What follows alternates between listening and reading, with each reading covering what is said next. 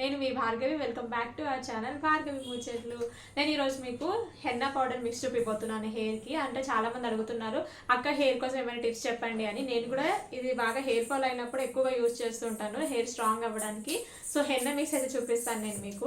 And దీంతో పాటు ఈరోజు ఒక సండే బ్లాగ్ అయితే మీతో షేర్ చేసుకోబోతున్నాను. ఈరోజు నేను నాన్ వెజ్ తినొద్దు అంటున్నారు కాబట్టి, చికెన్ తినొద్దు అంటున్నారు మెయిన్గా బర్డ్ ఫ్లూ అని. ఈరోజు అయితే నేను చోలే కర్రీ ఇంకా బగారా రైస్ చేయబోతున్నాను. ఈ రెండు రెసిపీస్ అయితే మీకు చూపిస్తాను, పక్క Telangana style bagara rice. And ఈ హెన్నా మిక్స్ కూడా వేసేసుకొని మనం ఇంట్లో పనులు అయితే చేసేసుకుందాం, ఓకేనా? మరి ఇంకెందుకు లేట్, వీడియోలోకి వెళ్ళిపోదాం పదండి. ముందు మనం హెయిర్ ప్యాక్ అయితే చేసేసుకుందాము. సో ఫస్ట్ ఏం చేయాలి అని అంటే, స్టవ్ ఆన్ చేసి ఒక గిన్నె పెట్టుకొని అందులో ఒక గ్లాస్ అయితే వాటర్ వేసుకోవాలి. ఇక గ్లాస్ వాటర్ వేసుకున్నాక ఇందులో ఒక టీ స్పూన్ మనం టీ పౌడర్ వేసుకోవచ్చు. మీరు ఏ బ్రాండ్ టీ పౌడర్ యూస్ చేస్తున్నా ఆ టీ పౌడర్ అయితే వేసేసుకోవచ్చు అనమాట. ఇది బాగా మరగాలి, అంటే మంచి డికాషన్ లాగా రావాలి. వీలైతే ఈ ప్రాసెస్ అంతా మీరు ముందు రోజు నైటే చేసి పెట్టుకోండి. సపోజ్ మీరు సాటర్డే హెడ్ బాత్ చేశారనుకోండి, సండేకి ఆల్రెడీ మీకు ఎట్లాగో హెయిర్కి ఆయిల్ ఉండదు కాబట్టి వెట్ హెయిర్ పైన ఇది అప్లై చేసేసుకోవచ్చు. మీకు టైం ఉంటే కనుక ముందు రోజు నైటే చేసి పెట్టుకోండి, లేదంటే ఇట్లా నేను చూపించినట్టు కూడా చేసుకోవచ్చు. డికాషన్ బాగా మరిగిన తర్వాత తీసి పక్కన పెట్టుకోండి, బాగా చల్లారనివ్వాలి. మరోవైపు ఇంకో బౌల్లో నేనైతే ఇక్కడ హెన్నా అయితే తీసుకుంటున్నాను. మీరు ఏ బ్రాండ్ హెన్నా పౌడర్ అయినా తీసుకోండి, కాకపోతే అందులో ఆర్టిఫిషియల్ కలర్స్ కానీ ఎలాంటి కెమికల్స్ కానీ లేకుండా చూసుకోండి, ఎందుకంటే హెయిర్కి మనం ప్యాక్ వేసుకుంటాం కాబట్టి. నేను ఇక్కడ ఒక కప్పు హెన్నా పౌడర్ అయితే తీసుకున్నాను. మనం ముందుగా ప్రిపేర్ చేసుకున్న డికాషన్ కూడా వేసేసి బాగా మిక్స్ చేసేసుకుంటున్నాను. మనం ముందు రోజు నైట్ ప్రిపేర్ చేసుకోవాలి అనుకుంటే కనుక ఈ మిక్స్ని అయితే మనం నైటే ప్రిపేర్ చేసి పెట్టుకోవాలి. కంప్లీట్ ప్రాసెస్ అంతా కూడా మనం ముందు రోజు చేసుకోవాల్సిన పని లేదు. హెన్నా పౌడర్లో జస్ట్ డికాషన్ కలిపేసి మనం ముందు రోజు నైట్ కలిపి పెట్టుకోవాలి. నెక్స్ట్ డే మార్నింగ్ మీరు ఎప్పుడైతే హెన్నా వేసేసుకుందాం అనుకుంటున్నారో హెయిర్ ప్యాక్ హెయిర్కి, అప్పుడు ఇందులో మీరు కర్డ్ వేసుకోవాలి. నెక్స్ట్ ఇందులోకి మీరు ఎగ్ వైట్ కూడా వేసేసుకోవచ్చు. నేను ఆ రోజు ఎగ్ వైట్ అయితే వేయలేదన్నమాట. అండ్ ఇందులోని కొంచెం ఒక 2 డ్రాప్స్ అట్లా నిమ్మరసం కూడా వేసేసుకోవచ్చు. ఇవి కూడా మరి ఎక్కువ వేసుకోవాల్సిన పని ఏం లేదు, జస్ట్ 2 టేబుల్ స్పూన్స్ వేసుకుంటే సరిపోతుంది. ఇవన్నీ బాగా మిక్స్ చేసేసుకున్న తర్వాత నేను ఇది ఇన్స్టెంట్గా చేసుకున్నాను, ముందు రోజు ప్రిపేర్ చేయలేదు కాబట్టి జస్ట్ ఒక హాఫ్ అన్ అవర్ అయితే పక్కన పెట్టేసుకున్నాను. నెక్స్ట్ ఇంకా నా హెయిర్కి అంతా కూడా అప్లై చేసేసుకోబోతున్నాను అనమాట. మీకు ఇంట్లో ఎవరైనా హెల్ప్ చేయడానికి ఉంటే కనుక వాళ్ళతో మీ హెయిర్కి అంటే మంచిగా స్కాల్ప్కి అంతా కూడా మసాజ్ చేసినట్టుగా ఫుల్గా ఈ ప్యాక్ అయితే పెట్టేసుకోండి. నాకైతే ఈ హెయిర్ ప్యాక్ వేసుకోవడానికి హెల్ప్ చేయడానికి ఎవరు లేరు కాబట్టి నాకు నేనుగానే పెట్టేసుకుంటున్నాను. అయితే ముందు రోజే నేనైతే సాటర్డే కాబట్టి హెడ్ బాత్ అయితే చేసుకుంటాను. ఎవ్రీ సాటర్డే హెడ్ బాత్ చేస్తాను అనమాట కంపల్సరీగా. వీక్లీ 2 టైమ్స్ అయినా కంపల్సరీ హెడ్ బాత్ చేయాలి, లేదు అనుకుంటే అట్లీస్ట్ వన్స్ అయినా హెడ్ బాత్ చేస్తే సరిపోతుంది weekly. And Saturday head bath చేసుకున్నాను కాబట్టి సండే రోజుకి నాకు హెయిర్కి ఆయిల్ అయితే లేదు, డ్రై హెయిరే ఉంది. సో ఇప్పుడైతే మనం ఈ హెన్నా మిక్స్ అయితే కూడా అప్లై చేసేసుకోవాలి. ఫస్ట్ మన హెయిర్ని పార్టీషన్స్ లాగా తీసుకోవాలన్నమాట. అంటే చిన్న చిన్న పాయలుగా తీసుకొని మంచిగా మాడకి అంటే స్కాల్ప్కి బాగా అప్లై చేసేసుకోవాలన్నమాట. జస్ట్ సింపుల్గా పైన పైన అప్లై చేసుకుంటే ఎలాంటి రిజల్ట్ ఉండదు. మంచిగా స్కాల్ప్కి అంతా కూడా పట్టేటట్టుగా అయితే అప్లై చేసుకోవాలి. అంటే హెయిర్ రూట్స్కి మనకి మొదలకి బాగా పట్టాలన్నమాట. అప్పుడైతే మనకి హెయిర్ అనేది ఏమైనా డ్యామేజ్ అయినా మంచిగా రిపేర్ అవుతుంది. దాంతోపాటు మనకి హెయిర్ ఫాల్ అవుతున్నా కూడా ఈ హెయిర్ ప్యాక్ అనేది మంచిగా హెయిర్ ఫాల్ని కూడా కంట్రోల్ చేస్తుంది. ఈవెన్ ఎవరికైనా కూడా వైట్ హెయిర్ కానీ గ్రే హెయిర్ కానీ అవుతుంది అనుకుంటే కూడా ఇది మంచిగా న్యాచురల్ కలర్ లా కూడా పనిచేస్తుంది, మంచి షైనింగ్గా కూడా ఉంటుంది హెయిర్ అనేది. నేను ఎగ్ కానీ ఇంకా నిమ్మరసం కానీ వేయలేదు కదా, నెక్స్ట్ టైం అంటే నెక్స్ట్ సండే అట్లా వేసుకున్నప్పుడు ఇందులో కొంచెం బీట్రూట్ జ్యూస్ ఎగ్ వేసేసి అయితే మీకు చూపిస్తాను ఎవరికైనా డౌట్ ఉంటాయి కనుక. సో నేను కూడా ఒక ఛాలెంజ్ లాగా తీసుకున్నాను. ఒక 1 మంత్ పాటు ఈ హెన్నా పౌడర్ వేసుకోవాలి, హెన్నా మిక్స్ అయితే వేసేసుకోవాలి హెయిర్కి, అంటే ఎవ్రీ సాటర్డే ఎవ్రీ సండే అట్లా. సో దాని తర్వాత ఇంకొక టైప్ ఆఫ్ హెయిర్ ప్యాక్ అయితే ట్రై చేయాలి అని. సో నేను ట్రై చేస్తాను, మీకు కూడా చూపిస్తాను, సో దట్ మీకు కూడా హెల్ప్ అవుతుంది కదా. సో ఫ్రంట్ పోర్షన్లో అంతా కూడా మంచిగా హెయిర్కి స్కాల్ప్కి అంతా కూడా ఈ హెన్నా మిక్స్కి అప్లై చేసేసుకున్న తర్వాత బ్యాక్ సైడ్ కూడా మంచిగా పార్టీషన్స్ తీసి అయితే అప్లై చేసేసుకోవాలన్నమాట. తర్వాత మనకి హెయిర్ లెంత్కి అంటే పొడవు ఎంత ఉందో మీ జుట్టు అంతా కూడా అప్లై చేసేసుకోవాలి. ఎందుకంటే ఈ మధ్యలో కూడా మనకి హెయిర్ బ్రేకేజ్ ఎక్కడైనా అయినా కూడా స్ప్లిట్స్ వచ్చినా కూడా అదంతా కూడా మనకి రిపేర్ అయిపోతుంది అనమాట హెయిర్ అంతా. చాలామంది నన్ను వీడియోస్లో కానీ షార్ట్స్లో కానీ అడిగే క్వశ్చన్ ఏంటి అంటే, అక్క మీ లాంగ్ హెయిర్ సీక్రెట్ చెప్పండి, మీరు హెయిర్కి ఏం ఆయిల్ యూస్ చేస్తారు, ఏం షాంపూ యూస్ చేస్తారు అని. So already hair oil videos మన ఛానల్లో ఉన్నాయి, 2 టైప్స్ ఆఫ్ హెయిర్ ఆయిల్స్ చూపించిన నేను. మీకు ఏది ఈజీగా ఉంటే మీకు ఏది కంఫర్టబుల్గా ఉంటే అదైతే చూసి ట్రై చేయండి. నేను వీడియో లింక్స్ కూడా మళ్ళీ డిస్క్రిప్షన్లో అయితే ఇస్తాను. అండ్ మన ఛానల్లో హెయిర్ కేర్ అనే ప్లేలిస్ట్ కూడా ఉంది, అంటే హెయిర్కి ఆయిల్ అప్లై ఎట్లా చేసేసుకోవాలి, మళ్ళీ హెడ్ బాత్ తర్వాత ఎలాంటి కేర్ తీసుకోవాలి, హెయిర్కి ఆయిల్ ఎట్లా అప్లై చేసుకోవాలి, వీటితో పాటు హెయిర్ ఆయిల్ ఎలా ప్రిపేర్ చేసుకోవాలి, చేసుకోవాలి. ఇవన్నీ కూడా కంప్లీట్ డీటెయిల్స్ ఉన్న ప్లేలిస్ట్ ఉంది. అంటే ఒక్కొక్క టాపిక్ మీద ఒక్కొక్క వీడియో ఉందన్నమాట. హెయిర్కి మొత్తం అండ్ స్కాల్ప్ కూడా మంచిగా హెన్నా అంతా అప్లై చేసేసుకున్న తర్వాత ఇంకా నేనైతే వంట చేద్దామని కిచెన్లోకి అయితే వచ్చేసిన అనమాట. జస్ట్ మనం ఇది హెయిర్కి అప్లై చేసేసుకొని అట్లా కూర్చోవాల్సిన పని ఏం లేదు. మన పనులన్నీ కూడా మనం చేసేసుకోవచ్చు. కాబూలి శనగలు అంటే దొడ్డు శనగలు కూర చేస్తున్నాను అన్నాను కదా, తెల్ల శనగల కూర, ఇంకా మీరు ఏమని పిలుస్తారో నాకు తెలియదు కానీ మామూలుగా అయితే వీటిని చోలే కానీ లేకపోతే కాబూలి శనగలు కానీ అంటారనమాట. సో వీటిని అయితే ప్రెషర్ కుక్కర్లో వేసి ఉడికించుకుంటున్నాను. ముందు రోజు నైటే నానబెట్టి పెట్టేసుకున్నాను. ఇవి 2 గ్లాసులు నీళ్ళు పోసేసి కొద్దిగా సాల్ట్ వేసేసి కుక్కర్ మూత పెట్టేసి మనం వీటిని ఒక 5 విజిల్ అయితే ఉడకనివ్వాలి. అప్పుడు మంచిగా మెత్తగా ఉడికిపోతాయి. కూర కూడా టేస్ట్ అనేది చాలా బాగా వస్తుంది. సాల్ట్ వేయకపోతే చప్పగా ఉంటాయి శనగలు, తినాలనిపించదు. కొంచెం సాల్ట్ వేసుకోండి. ఇవి 5 విజిల్ వచ్చేలోపు నేనైతే మరోవైపు ఇక్కడ కూరలోకి ప్లస్ బగారా రైస్ చేస్తున్నాను కాబట్టి బగారా రైస్లో కావాల్సిన ఇంగ్రీడియంట్స్ అన్నీ కూడా కట్ చేసి పెట్టేసుకున్నాను. ఉల్లిపాయ ముక్కలు, పచ్చిమిర్చి, కొత్తిమీర, పుదీనా ఇవన్నీ. చోలే మసాలా అంటే చాలా మంది భయపడిపోతూ ఉంటారు. మసాలా కర్రీస్ అంటే చాలా ప్రిపరేషన్ ఉంటుంది, చాలా టైం పడుతుందని. కానీ ఇప్పుడు నేను చూపించబోయే ఈ పేస్ట్ మీరు చికెన్లోకి, మటన్లోకి, ఎగ్లోకి, ఏ వెజిటేబుల్ కర్రీలోకైనా సరే, ఏ నాన్ వెజ్ కర్రీలోకైనా కూడా ఈ మసాలా అయితే యూజ్ చేసుకోవచ్చు. చాలా అంటే చాలా బాగుంది టేస్ట్. ముఖ్యంగా చెప్పాలంటే గ్రేవీ అయితే ఇంకా బాగా వస్తుంది అనమాట. సపోజ్ మీ ఇంటికి సడన్గా చుట్టాలు వచ్చారు, నాన్ వెజ్ కొంచెమే ఉంది, సో అది అందరికీ సరిపోవాలంటే ఈ మసాలా మాత్రం యాడ్ చేయాల్సిందే. అంత తిక్కుగా వస్తుంది గ్రేవీ. సో మీకు గ్రేవీ వచ్చింది కాబట్టి కర్రీ అనేది అందరికీ సరిపోతుంది. నాన్ వెజ్లోకనే కాదు వెజ్ కర్రీస్లో కూడా ఈ మసాలా పేస్ట్ చాలా బాగుంటుంది. సో ఈ మసాలా పేస్ట్ ఎట్లా చేయాలో చూపిస్తారండి. ఎండు కొబ్బరిని చిన్న ముక్కలుగా కట్ చేసేసుకొని ఇట్లా వేయించేసుకోవాలన్నమాట. అంటే ఎండు కొబ్బరి మనం రెగ్యులర్గా షాప్స్లో కొనుక్కొనైనా యూస్ చేయొచ్చు. లేదనుకుంటే నేను వెజ్ కర్రీస్లోకి అయితే కనుక దేవుడి దగ్గర మనం కొడుతూ ఉంటాం కదా కొబ్బరికాయలు, వాటిని ఎండబెట్టి పెట్టేసుకొని స్టోర్ చేసుకొని ఇట్లా వెజ్ కర్రీస్లోకి యూస్ చేస్తాను. నాన్ వెజ్లోకి వేయను అనమాట.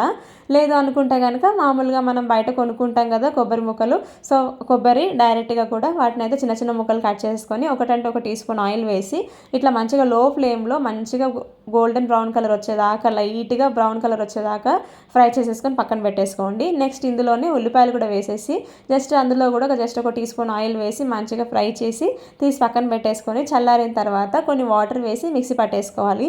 ఈ పేస్ట్ని మీరు ఏ కర్రీలో అయినా కూడా యూస్ చేసుకోవచ్చు. టేస్ట్ మాత్రం అదిరిపోతుంది అసలు. ఇంకా చోలే మసాలాలోకి కొంచెం థిక్ గ్రేవీ అంటే మంచి క్రీమీ టెక్స్చర్ రావడానికి టమాటో అయితే పేస్ట్ చేసేసుకున్నాను అనమాట. ఒక 3 టమాటాలు అయితే పేస్ట్ చేసేసి పెట్టేసుకున్నాను. ఇలా కావాల్సినవన్నీ ముందే రెడీ చేసి పెట్టేసుకుంటే చిటికలో పని కదా వంట చేయడం.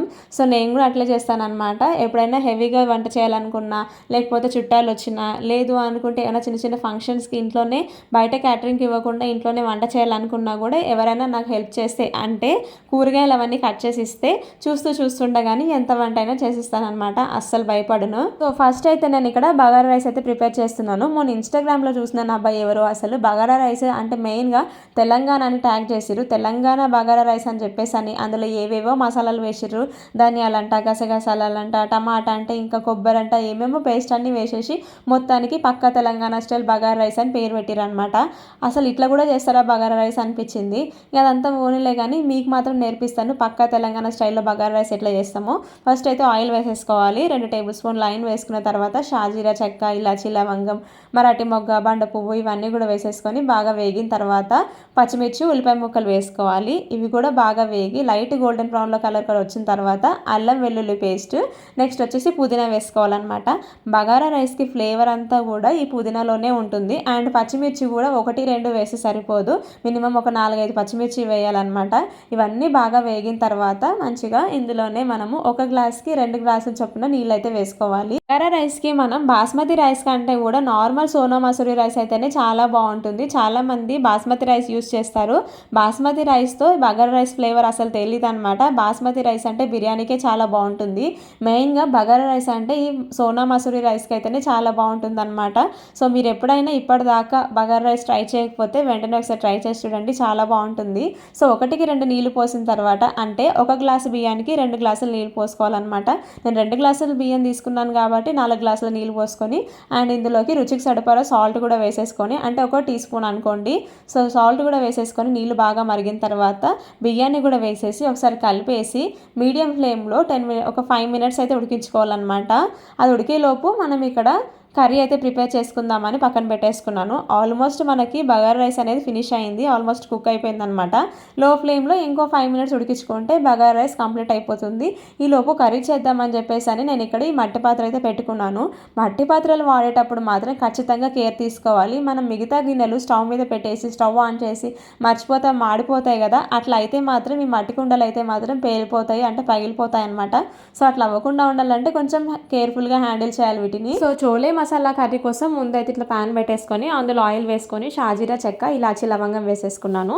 నెక్స్ట్ ఇందులోకి మనం ముందుగా కట్ చేసి పెట్టుకున్న పచ్చిమిర్చి ఉల్లిపాయ ముక్కలు కూడా వేసేసి బాగా వేగిన తర్వాత కరివేపాకు అల్లం వెల్లుల్లి పేస్ట్ పసుపు వేసి బాగా వేగనివ్వాలి. ఇవి బాగా వేగిన తర్వాత మనం ముందుగా మిక్సీ పట్టేసి పెట్టుకున్న టమాటా పేస్ట్ అయితే వేసేసుకోవాలన్నమాట. టమాటా పేస్ట్ కూడా బాగా ఉడికిపోయిన తర్వాత నెక్స్ట్ ఇందులోకి మనం కారం ఉప్పు అట్లనే కొంచెం గరం మసాలా అయితే వేసేసుకోవాలి.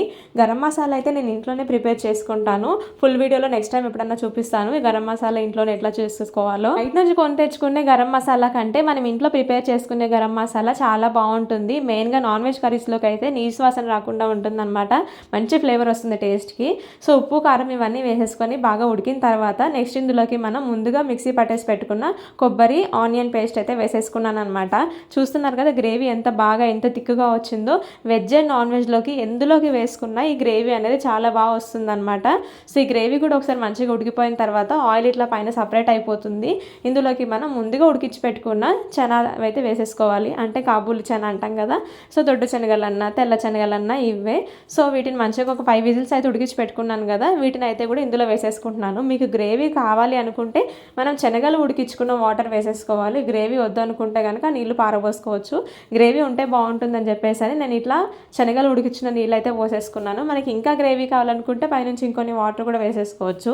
సో ఈ కర్రీ ఉడికిపోయేలోపు మరోవైపు నేనైతే రైతా కూడా ప్రిపేర్ చేసి పెట్టుకున్నాను. వంట అంతా అయిపోయేసరికి నాకు ఇక్కడ ఇన్ని గిన్నెలు పడ్డాయి అనమాట. ఒకవైపు బగారా రైస్ రెడీ అయిపోయింది, మరోవైపు చోలే కర్రీ కూడా రెడీ అయిపోయింది అనమాట. చోలే మసాలా చాలా రకాలుగా చేస్తూ ఉంటారు రెస్టారెంట్ స్టైల్లో, అంటే క్రీమ్ వేసేసి కసూరి మెంతి ఇంకా కాజు ఇవన్నీ వేసి కూడా చేస్తారు. ఆ స్టైల్లో నేను ఎప్పుడైనా నెక్స్ట్ టైం మీకు చూపిస్తాను. ఈ కర్రీ ఉడుకుతున్నప్పుడు బాగా ఇది లూజ్గా అనిపిస్తుంది, కాకపోతే మనం స్టవ్ ఆపేసిన తర్వాత మంచిగా తిక్కుగా అయిపోతుంది అనమాట గ్రేవీ అనేది. వేడివేడిగా వంట అయిపోయింది. చోలే మసాలా కర్రీ బగారా రైస్, మరోవైపు రైతా కూడా రెడీ చేసి పెట్టేసిన కదా. ఇంకోవైపు అయితే నేను హెయిర్కి వేసుకున్న హెన్నా ప్యాక్ కూడా డ్రై అయిపోయింది. ఇది వాష్ చేసుకొని మీకు చూపిస్తాను. వంట అయిపోయింది కదా, టైం కూడా ఇంకా ఎక్కువ అయిపోతుందని చెప్పేసి అని పిల్లలకి అయితే ఇట్లా బగారా రైస్ విత్ రైతా అయితే కలిపేసి ఇచ్చేసింది అనమాట. కర్రీ కొంచెం కారంగా ఉంటుంది కాబట్టి తినలేరు. సో నేను తినేటప్పుడు తినిపిస్తానులే అని చెప్పేసి అని ఫస్ట్ అయితే రైస్లో రైతా వేసి కలిపేసి ఇచ్చేసిన. నెక్స్ట్ అయితే ఇంకా హెయిర్ వాష్ అయితే చేసేసుకున్నాను అనమాట. మనం కంప్లీట్గా హెడ్ బాత్ చేయాల్సిన పని ఏం లేదు, జస్ట్ ట్యాప్ కింద మన హెడ్ పెట్టేసి ఇట్లా మనము హెయిర్ వాష్ అయితే చేసేసుకోవచ్చు అనమాట. హెడ్ వాష్ చేసేసుకోవచ్చు. సో నేను అట్లనే చేసిన అనమాట. ట్యాప్ కింద తల పెట్టేసుకొని కడిగేసుకున్నాను హెయిర్ అంతా కూడా మంచిగా. సో నెక్స్ట్ అయితే ఇంకా ఒక టవల్ అయితే కట్టేసుకున్నాను, తడేమైనా ఉంటే పోతుందని చెప్పేసి అని. యాక్చువల్గా లంచ్ చేసిన తర్వాత హెయిర్ అంతా కూడా డ్రై చేయాలి అనుకున్నాను, కాకపోతే వంట ఎప్పుడైతే ఫాస్ట్గా కంప్లీట్ చేసుకొని మా బావతో కలిసి తిందాం అనుకుంటున్నానో అప్పుడు మాత్రం మా బావ అసలు తొందరగా రాడు లంచ్కి. ఏ రోజు అయితే వంట చేయడం లేట్ అవుతుందో, ఒక 1/2 అవర్ లేట్ వస్తే బాగుండు అనుకుంటానో ఆ రోజు మాత్రం గంట కాదు కదా 2 గంటల ముందు వచ్చేసినా ఆశ్చర్యపోవాల్సిన అవసరం లేదు. అంత ఫాస్ట్గా వచ్చేస్తాడు. వచ్చి వంట అయిందా అని అడుగుతూ ఉంటాడు ఒక్కోసారి. అసలు వాళ్ళకి ఎట్లా తెలిసిపోతుందో కూడా అర్థం కాదబ్బా. ఇది మ్యాక్సిమం అందరు లేడీస్ ఫేస్ చేసే సిచ్యువేషన్ ఇంట్లో, యూనివర్సల్ ప్రాబ్లం ఇది అసలు. సో ఇంకా హెయిర్ కూడా బాగా డ్రై అయిపోయింది, అందుకని ఇట్లా ఒకసారి టవల్తో ట్యాప్ చేసి టవల్ డ్రైయింగ్ అయితే చేసేస్తున్నాను. అండ్ ఇక్కడ ఇంకో ప్లస్ పాయింట్ ఏంటి అని అంటే ఇట్లా చేయడం వల్ల మనకి ఎక్కడేమైనా హెయిర్లో అంటే హెయిర్ స్కాల్ప్కి కానీ హెయిర్కి కానీ అతుక్కుపోయి ఉన్న మన హెన్నా పౌడర్ ఉంటుంది కదా, హెన్నా పౌడర్ ఏమైనా ఉంటే కనుక ఇట్లా ట్యాప్ చేయడం వల్ల కంప్లీట్గా అయితే రాలిపోతుంది అనమాట. మీకు వీడియోలో కూడా మంచిగా క్లియర్గా కనిపిస్తుంది. హెయిర్ అనేది మంచిగా షైనీగా కనిపిస్తుంది, చూసిరా లైట్గా రెడ్ షేడ్ అయితే వచ్చింది. సో మీకు ఎవరికైనా కూడా బ్రౌన్ హెయిర్ ఉన్నా లేకపోతే గ్రే హెయిర్ ఉన్నా లేకపోతే వైట్ హెయిర్ వచ్చినా ఈ హెన్నా మిక్స్ అనేది చాలా బాగా పనిచేస్తుంది. ఒక్క యూస్లోని ఎంత మంచి రిజల్ట్ వచ్చింది కదా. సో వీడియో నచ్చితే మాత్రం లైక్ చేయండి, ఛానల్ని సబ్స్క్రైబ్ చేసుకోకపోతే సబ్స్క్రైబ్ చేసుకోండి. రెసిపీస్ మాత్రం ట్రై చేయడం మర్చిపోకండి.